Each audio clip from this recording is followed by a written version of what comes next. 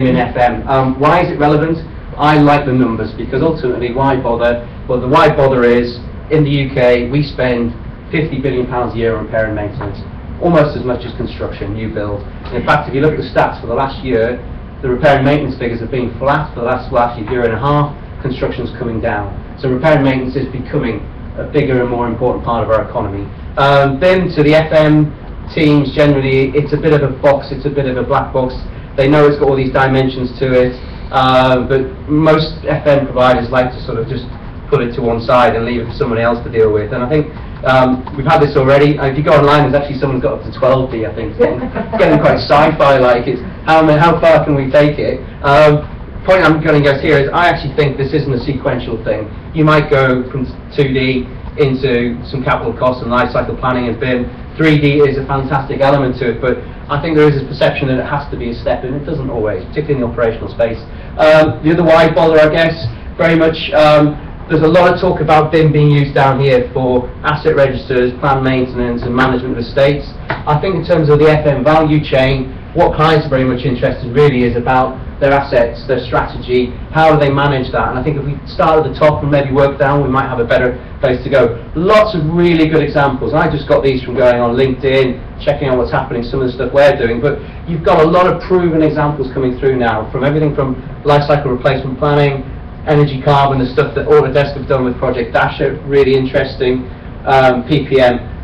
Don't forget surveyors. Surveyors do BIM as well. You might not think it, but they travel the site, they take notes, they write things down, they go back to the office, they type them up, they're labelled photographs, they publish it. The world of the surveyor BIM is a pretty dull and desperate place, and I think technology that we're putting together is about making it easy.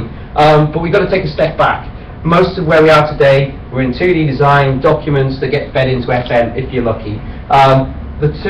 The three different elements don't really link very well together. Documents have to be thrown over, picked up, passed on, and I guess that's where the industry still is. We'd like it to move forward. Some of the things that are coming through with the 3D design models, you've got this direct channel through now into FM via the IFC and COBE data structures, but the point I always try and make is, if you do that, you won't have everything you need, because up here there'll be stuff that lives in the bill of quantities that doesn't live over here. There'll be O&M data which doesn't live over here, and you've got to try and knit those things together. Existing data and existing assets, this to me is where things are getting really exciting. Existing buildings where you're overlaying point cloud technology, condition assessments, data coming from original design information, bolted together, fed through into planning of the refurbishment of assets. Some great examples. We've got a client doing this exactly that down at Gatwick Airport at the moment. We like to keep it simple, and I think one of the problems with BIM and FM is people are overcomplicating it.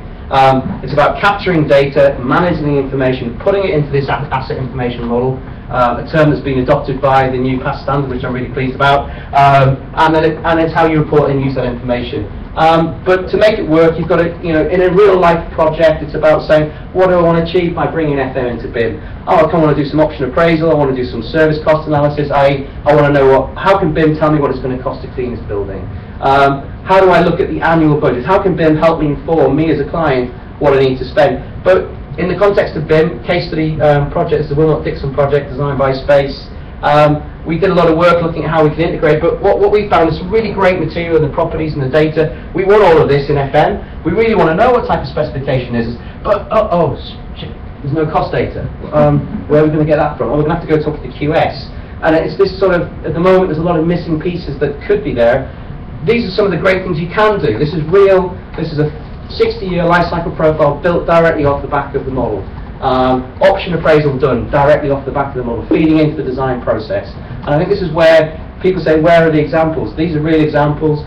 This is all BIM-driven cost analysis, activity costs, plan maintenance replacement, by element, by cost heading, all of it backed up and delivered by the information that's come from the model. And this is where the market's at. This is what people are doing in the Priority Skills Building Programme. It's what people are doing in the projects that are coming through. Again, I think that slide's already been there once already, so I've actually got an extra one. What do I do this week? Yeah. There you go.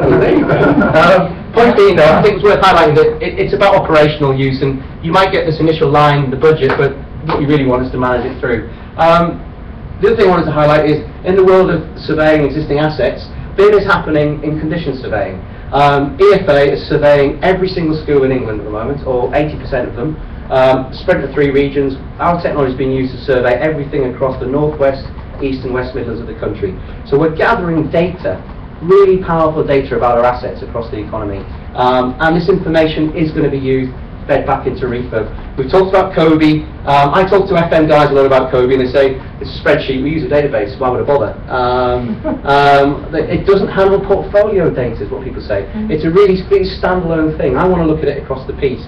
And I think that really the key to this is, we talk about where FM fits in. FM will keep BIM alive. And the sooner we bring the FM providers and operators into the equation, the sooner we'll have, you know, whether a software vendor or a client, it's in our interest to bring FM in, because they will keep it alive. And I'm not going to do the conclusions, I'm actually going to give some really practical advice. If you use an iPad and you want to take it on site, the best combination is the Otterbox strap case with a Griffin Defender case. So this is the best. I've tested it, I've tried it, this is the best combination in the market. That's all boring stuff, but